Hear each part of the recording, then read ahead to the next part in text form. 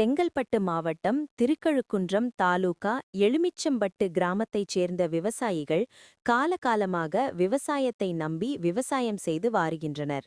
சமீபத்தில் சென்னையிலிருந்து வந்து கோமதி ஆஃப் பாலசுப்ரமணி மற்றும் அந்த நிலங்களை பராமரித்து வரும் சென்னை மேடவாக்கம் பகுதியைச் சேர்ந்த சுரேஷ் என்பவர் சுமார் 35 ஏக்கர் நிலத்தை மொத்தமாக சிறு குறு விவசாயிகளிடமிருந்து கிரயம் பெற்ற நிலங்களை வைத்துக்கொண்டு சட்டவிரோதமாக அருகிலுள்ள பல சர்வே எண்கள் பல பட்டா நிலங்களும் சூழப்பட்டுள்ளது.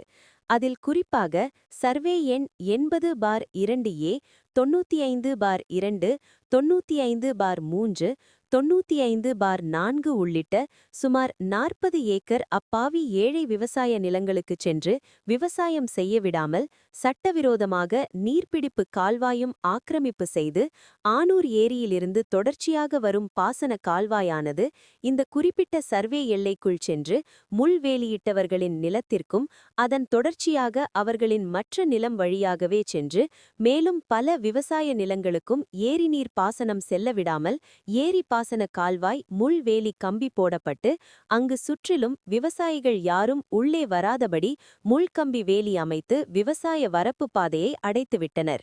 இதனால் அவர்களது நிலத்தை தாண்டிச் சென்று விவசாயம் செய்யும் விவசாயிகள் தாங்கள் விவசாய நிலங்களுக்குச் செல்ல முடியாமல் விவசாயிகள் மன உடைச்சலாய் இருந்து வருகின்றனர்.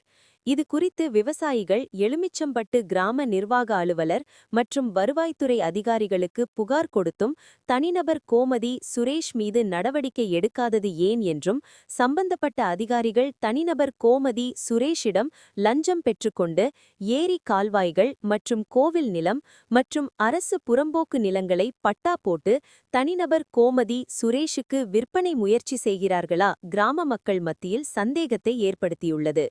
மேலும் இந்த சொத்துக்களை பராமரித்து வரும் சுரேஷ் என்பவர் அடியாட்களை வைத்துக்கொண்டு கிராம மக்கள் அந்த பகுதிகளுக்கு விவசாயம் செய்ய செல்ல விடாமல் மிரட்டல் விடுவது மட்டுமில்லாமல் 50 ஏக்கர் பரப்பளவுக்கு முள் கம்பிகள் வேலி போட்டு தடுத்து பொதுமக்களை உள்ளே செல்ல விடாமல் பொதுமக்களுக்கும் கொலை மிரட்டல் விடுத்து வருகின்றனர்.